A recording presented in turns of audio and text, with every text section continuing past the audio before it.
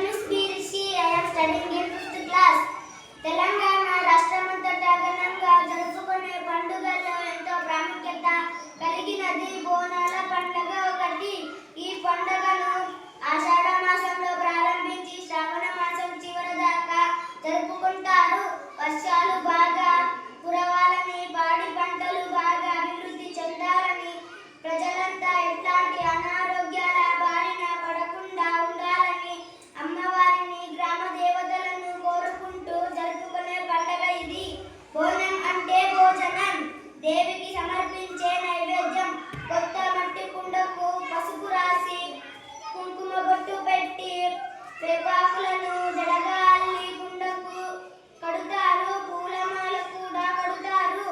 ఆ కుండలో పసుపు కలిపి వండిన అన్నంతో పాటు పాలు, పెరుగు, బెల్లం, అల్లం, పచ్చి పులుసు, ఆకుకూర మొదలైన వంటకాలను నైవేద్యంగా పెట్టుకొని దానిపై మరో చిన్న కుండను పెడతారు.